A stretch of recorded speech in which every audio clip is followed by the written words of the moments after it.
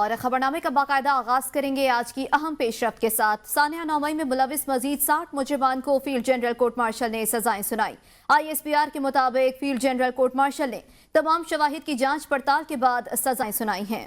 ISPR کے مطابق مجرموں کو قانونی تقاضوں کے مطابق کارروائی کرتے ہوئے سزائیں سنائی گئی ہیں۔ قوم، حکومت اور افواج انصاف اور ریاست کی ناقابل تسخیر ریٹ کو برقرار رکھنے کے عزم میں ثابت قدم ہے۔ شعبہ تعلقات عامہ کا کہنا ہے کہ جناح ہاؤس حملے میں ملوث حسان خان نیازی ولد حفیظ اللہ نیازی کو 10 سال قید بامشقت سزا سنائی گئی ہے۔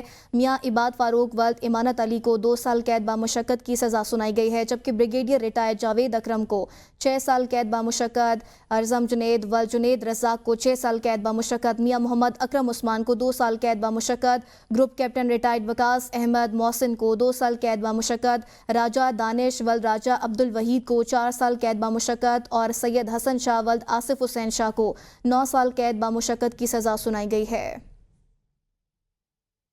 ملٹری کورٹ کے فیصلے کے خلاف اپیل دائر کریں گے۔ فوجی عدالتوں سے 9 مئی کے مزید ملزمان کو سزاؤں پر بیرسٹر گوہر کا رد عمل۔ کہا، ہمارا مطالبہ ہے کہ 9 مئی اور 26 نومبر کے واقعات پر جوڈیشل کمیشن بنایا جائے۔ 9 مئی میں کون ملوث تھا اس کا فیصلہ فیئر ٹرائل کے ذریعے ہونا چاہیے۔ وزیر اطلاعات عطا تارڑ کا کہنا ہے 9 مئی کو فوجی تنصیبات پر حملے کیے گئے۔ سانحہ 9 مئی بانی PTI کی سازش تھی۔ آج مزید 60 مجرمان کو سزائیں سنائی گئی ہیں۔ جرم اتنا بڑا ہے جسے بھاگا نہیں جا سکتا۔ 9 مئی کے ماسٹر مائنڈ اور سہولت کاروں کو سزا ضرور ملے گی۔ 9 مئی کے مجرمان نے ملک دشمنوں کا خواب پورا کیا۔ 9 مئی کے مجرمان کو اپیل کا حق حاصل ہے۔ 60 مجرمان کو کسی عجلت میں سزائیں نہیں سنائی گئی۔ تشدد اور انتشار کی سیاست کرنے والے آج کیفرے کردار تک پہنچے۔ تنصیبات پر حملے کیے گئے، باقاعدہ ایک مذموم سازش تھی بانی چیئرمین PTI کی طرف سے۔ یہ ماسٹر مائنڈ جو تھے، تو یہ جو 60 مجرمان کو سزا دی گئی ہے، جرم اتنا بڑا تھا کہ اس سے چھپا نہیں جا سکتا، اس سے بھاگا نہیں جا سکتا۔ وہ تمام لوگ جو اس سازش میں اعلی کار بنے اور جنہوں نے موقع کے اوپر توڑ پھوڑ جلاؤ گراؤ کیا، ان سب کو سزائیں سنائی گئی ہیں۔ ضرورت اس بات کی ہے کہ اس کا جو ماسٹر مائنڈ ہے اور جو سازش کے اندر دیگر منصوبہ ساز تھے، ان کو بھی کیفرے کردار تک پہنچایا جائے اور ان کا بھی جو ہے وہ ٹرائل مکمل کیا جائے۔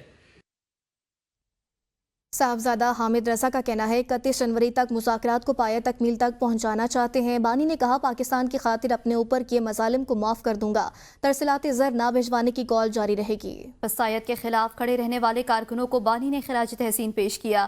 بانی PTI کی رہائی کسی ڈیل کے تحت نہیں ہوگی۔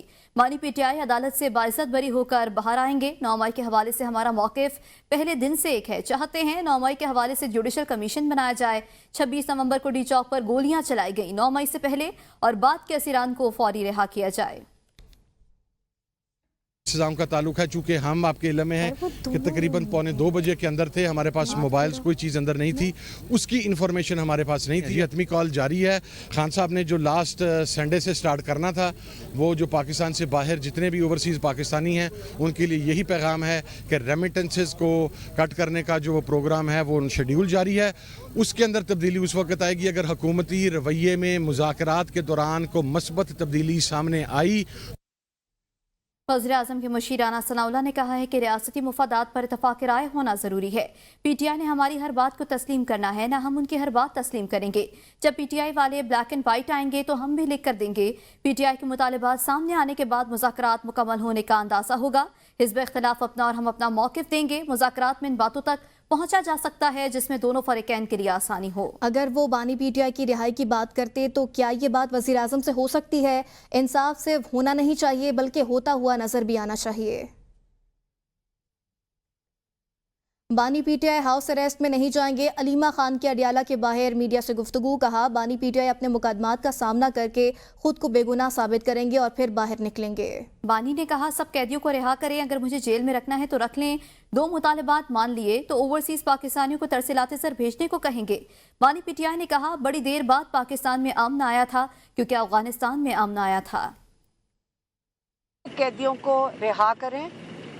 میں بالکل، انہوں نے بڑا کلیئرلی کہا ہے کہ سب کو رہا کریں، مجھے اگر جیل میں رکھنا ہے آپ جیل میں رکھ لیں، لیکن میں ہاؤس اریسٹ میں نہیں جاؤں گا۔ انہوں نے یہ جو مطالبات یا یہ جو کمیٹی بیٹھی ہے اور یہ جو ڈسکشن کر رہی ہے، ان کے 2 مطالبات ہیں۔ انہوں نے کہا یہ دونوں مطالبہ جب پورے ہوں گے, جب اس پہ سنجیدگی دکھائی جائے گی, پھر وہ ریمیٹنسز کی کیمپین کو بند کریں گے. پاکستان مسلم لیگ نون کے سینٹ میں پارلیمانی پارٹی لیڈر اور پی ٹی آئی سے مذاکرات کے لیے حکومتی کمیٹی کے رکن سینیٹر عرفان صدیقی نے کہا ہے کہ عمران خان کے بیانات کو نہیں, ان کی نامزد کردہ کمیٹی کے تحریری مطالبات کو دیکھیں گے. مذاکراتی کمیٹیوں نے پہلے اجلاس میں ہی خود کو بیرونی ماحول اور بیانات سے الگ رکھنے کا فیصلہ کیا. ہم آؤٹ آف دی جا کر کامیابی چاہتے ہیں. آپ کو بتائیں سینیٹر عرفان صدیقی نے کہا کہ پی ٹی آئی خود بھی حکومت میں رہی ہے, جانتی ہے کہ جیلوں سے نکلنے یا نہ نکلنے کا کیا آئینی اور قانونی طریقہ ہے. کسی کا قید ہونا ڈیڈ لاک نہیں کہلایا جا سکتا. ماضی میں بڑے بڑے سیاسی رہنما لمبے عرصے تک جیلوں میں رہے ہیں. پی ٹی آئی سے بات چیت کے آغاز اور حکومتی مذاکراتی کمیٹی کی تشکیل میں پاکستان مسلم لیگ نون کے صدر محمد نواز شریف کی منظوری شامل ہے. مذاکراتی کمیٹیوں کے پہلے اجلاس کے دن ہی وزارت داخلہ کو پی ٹی آئی ارکان کو بانی پی ٹی آئی سے ملاقات میں سہولت دینے کا کہہ دیا گیا تھا. آئندہ بھی سہولت دیں گے. پاکستان کی پالیسیاں کسی رچرڈ گرینل کے ٹویٹس پر نہیں بنتی. پاکستان نے واضح کیا ہے بانی پی ٹی آئی کے بدلے عافیہ صدیقی کی رہائی کی کوئی تجویز زیر غور نہیں. ترجمان دفتر خارجہ نے امریکہ کے نو منتخب صدر ڈونلڈ ٹرمپ کے نامزد مشیر رچرڈ گرینل کے بیانات پر تبصرہ کرتے ہوئے کہا ہے کہ کسی ایک شخص کے بیانات پر کوئی رائے نہیں دی جا سکتی. امریکی حکام کے ساتھ بات چیت جاری رکھیں گے. ترجمان دفتر خارجہ ممتاز زہرا بلوچ کا کہنا تھا کہ پاکستان امریکہ کے ساتھ باہمی عزت و مفادات کی بنیاد پر مثبت تعلقات کا خواہاں ہے. امید کرتے ہیں کہ امریکہ بھی اس بات کا خیال رکھے گا. پاکستان افغانستان کی سالمیت اور خود مختاری کا مکمل احترام کرتا ہے. افغانستان کے ساتھ سرحدی علاقوں میں دہشت گردوں کے خلاف آپریشن کیے ہیں. دہشت گردی کے خلاف آپریشن مکمل ثبوتوں, منصوبہ بندی اور خفیہ معلومات کی بنیاد پر کیے جا رہے ہیں. ان کارروائیوں کا مقصد پاکستانی شہریوں کو ٹی ٹی پی اور دہشت گردوں سے بچانا ہے. رچرڈ گرینل جیسا لوگوں کا مطالبہ کچھ اور, مقاصد کچھ اور ہوتے ہیں. سابق وفاقی وزیر سعد رفیق کہتے ہیں پاکستان کو بخوبی علم ہے یہ سب مل کر چین بلاک کو توڑنے کی کوشش کر رہے ہیں. بخوبی معلوم ہے کہ یہ سب مل کر ایران کو گھیرنے کے لیے پاکستان پر دباؤ ڈالیں گے. گرینل جیسے لوگوں نے پہلے بھی ایسا کیا لیکن رب نے پاکستان کو محفوظ اور مضبوط رکھا. Welcome back. ضلع کرم میں قیام امن کے لیے گرینڈ امن جرگے کے فریقین سے مذاکرات مکمل. تحریری امن معاہدے کی راہ ہموار ہو گئی. دوسری جانب ادویات اور خوراک کے خاتمے, راستوں کی بندش اور علاج معالجے کی سہولیات نہ ملنے سے اموات اور آمد و رفت میں رکاوٹوں کے خلاف پارا چنار میں 7 دن سے احتجاج جاری ہے. شدید سردی میں بچے, بڑے اور بزرگ دھرنے میں موجود ہیں. ٹل پارا چنار مرکزی شاہراہ کو بند ہوئے 78 دن گزر گئے. ڈپٹی کمشنر جاوید اللہ کے مطابق ہسپتالوں کو ادویات اور مریضوں کو پشاور پہنچانے کے لیے ہیلی کاپٹر سروس جاری ہے. وزیراعلیٰ کے مشیر برائے صحت احتشام علی نے کہا ہے کہ کرم میں ادویات کی فراہمی کا سلسلہ جاری ہے. ڈی ایچ کیو پارا چنار اور ٹی ایچ کیو سمیت بنیادی مراکز صحت میں بھی ادویات کی فراہمی یقینی بنائی گئی ہے. مشیر صحت کے مطابق ادویات کی فراہمی سے او پی ڈیز میں 10 گنا اضافہ ریکارڈ کیا گیا ہے. آج بھی کراچی کی تنظیم جے ڈی سی اور گورنر سندھ کی عطیہ کی گئی ادویات ڈی ایچ کیو پارا چنار پہنچائی جا رہی ہیں. 2500 کلو گرام وزنی ادویات آج پارا چنار پہنچائی جا رہی ہیں. ادویات کی مسلسل فراہمی جاری ہے. سوشل میڈیا پر 100 بچوں کی اموات سے متعلق پروپیگنڈے میں کوئی صداقت نہیں ہے. گورنر خیبر پختونخوا فیصل کریم کنڈی کا کہنا ہے وزیر اعلیٰ کے پی علی امین گنڈاپور وفاق پر یلغار کرتے ہیں. علی امین گنڈاپور وفاق پر حملہ کرنے کے بجائے صوبے پر توجہ دیں. پی ٹی آئی نے ریاست خلاف جو کچھ کیا وہ کسی نے نہیں کیا. فوجی تنصیبات پر حملے میں ملوث شرپسندوں کو معاف نہیں کیا جا سکتا. 9 مئی کے ماسٹر مائنڈ کو بھی عدالتوں کا سامنا کرنا ہوگا اور سزا بھی ہوگی. تحریک انصاف والے اب مذاکرات کے لیے پاؤں پڑ رہے ہیں. پی ٹی آئی والے اب این آر او کے لیے منتیں ترلے کر رہے ہیں.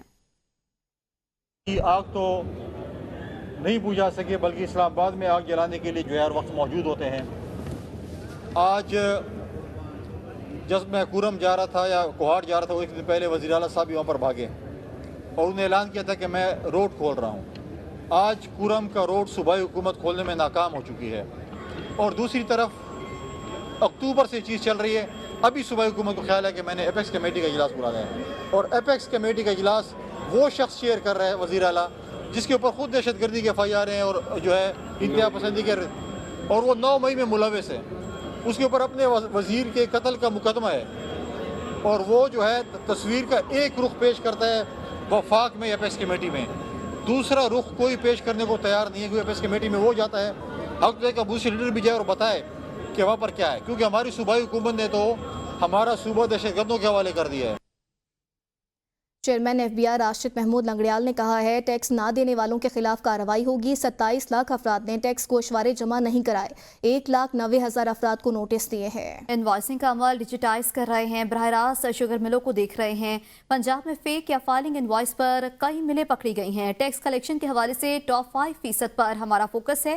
وزیر مملکت علی پرویز ملک بولے 1,90,000 صاحب ثروت افراد میں سے جس نے ریٹرن جمع نہیں کرائے ان کے خلاف کارروائی کریں گے۔ ان افراد کے پاس 3 گاڑیاں، جائیدادیں اور کئی گھر ہیں۔ ان افراد کے ذریعے 50 سے 60 ارب ٹیکس پاکٹ موجود ہے۔ 7 ارب روپے کا ڈیٹا فیلڈ سے آیا ہے۔ ٹاپ 5% لوگ ہیں، وہ رفلی جو آپ کے پورے سسٹم میں ہونے چاہیے وہ 2.7 ملین پلس 0.6 ہے۔ آپ کی جو total in paid tax liability ہے وہ 140 بلین سے اوپر نہیں جاتی۔ آپ کی باقی 95% پاپولیشن کا وہ ٹیکس ریٹ اس طرح ہیں، اور ہمارا ملک آپ کو پتا ہے غریب ملک ہے، کوئی بہت امیر ملک ہے۔ 3 گاڑیوں سے زیادہ اون کرتا ہو، جن کی کیومولیٹو ویلیو جو ہے وہ 1 کروڑ سے زیادہ ہو، transaction of more than 2 properties with cumulative value more than 16 million, 1,90,000 کے اوپر ہم نے فیصلہ کیا کہ ہم ان کو نوٹس دیں گے۔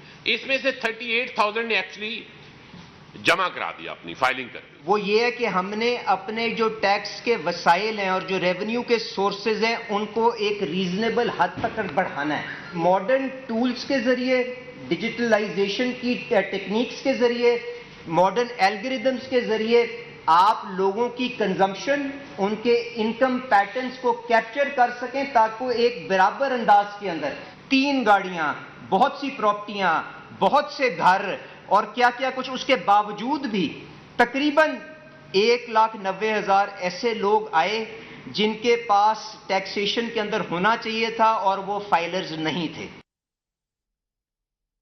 بہاولپور میں میڈیا سے گفتگو کرتے ہوئے شاہد خاقان عباسی کا کہنا تھا حکومت پی ٹی آئی والوں پر جرائم کے الزام عائد کر رہی ہے، جبکہ بانی پی ٹی آئی کہتے ہیں کہ انہوں نے کوئی جرم نہیں کیا۔ پھر بھی وہ جیل میں ہیں۔ جب ملک میں سیاسی جمود آئے تو الیکشن ناگزیر ہو جاتے ہیں اور سیاسی انتشار میں معیشت بحال نہیں ہو سکتی۔ موجودہ مہنگائی اور افراط زر میں اضافے کا حکومت سے کوئی تعلق نہیں۔ اسٹیبلشمنٹ اور عدلیہ ملک میں ایک حقیقت ہے اور موجودہ حکومت کا ہر لمحہ ملک کے لیے بھاری ہے۔ مجھے اس سے کوئی نتیجہ نظر نہیں آتا۔ جو ماضی میں رویہ رہا ہے پی ٹی آئی کا مذاکرات میں، ہمیشہ یہ ہوتا ہے کہ بات ہو جاتی ہے اور اس کے بعد جب آخر میں وہ کہتے ہیں ہم خان صاحب سے پوچھیں تو پھر جواب آتا ہے کہ جی خان صاحب نہیں مان رہے۔ لیکن اس دفعہ کیونکہ خان صاحب اپوزیشن میں ہیں، حکومت اور وہ کیا مذاکرات کر رہے ہیں، کس مسئلے پر مذاکرات کر رہے ہیں، یہ میری سمجھ سے باہر ہے۔ کیونکہ آج جو حکومت کا موقف ہے وہ یہ ہے کہ جی انہوں نے جرم کیے ہیں، جیل میں ہیں۔ عمران خان صاحب کا موقف یہ ہے کہ میں جیل میں مجھے نہیں ہونا چاہیے، جیل سے باہر نکالیں، جو مقدمے ہیں وہ ختم کریں، جو دیگر لوگ پر مقدمے ہیں، اور اس سے بھی زیادہ جو ان کا موقف ہے وہ حکومت کے پورے وجود کی نفی کرتا ہے۔ تو مذاکرات کس بات پر کریں گے، یہ مجھے سمجھ نہیں آتا۔ وزیر اطلاعات پنجاب اسما بخاری نے کہا ہے وزیر اعظم نے امریکہ کو 2 ٹوک الفاظ میں ایبسولوٹلی ناٹ کہہ دیا ہے۔ تحریک انصاف ایک طرف مذاکرات کا ڈرامہ کر رہی ہے تو دوسری طرف سول نافرمانی کی تحریک کا ڈھنڈورا پیٹ رہی ہے۔ اسما بخاری نے کہا پی ٹی آئی کے سرکردہ شیر اور ٹائیگرز سوشل میڈیا پر اوورسیز پاکستانیوں کو ترسلاتے زر نہ بھیجنے پر اکسا رہے ہیں۔ زلفی بخاری، شہباز گل اور شہزاد اکبر جیسے غیر ملکی ٹاؤٹ اس مہم میں پیش ہیں۔ اڈیالہ جیل کے قیدی نے 1.5 سال قوم کو بتایا کہ میں امریکی غلامی سے آپ کو آزاد کراؤں گا۔ اب 1 مہینے سے امریکی لابی کو پاکستان میں مداخلت کرنے کی درخواستیں کر رہا ہے۔ پاکستان اپنے اندرونی معاملات میں کسی کو مداخلت کی اجازت نہیں دے گا۔ اڈیالہ جیل کا قیدی NRO مانگنے کے لیے کسی کے بھی پاؤں پکڑنے کے لیے تیار بیٹھا ہے۔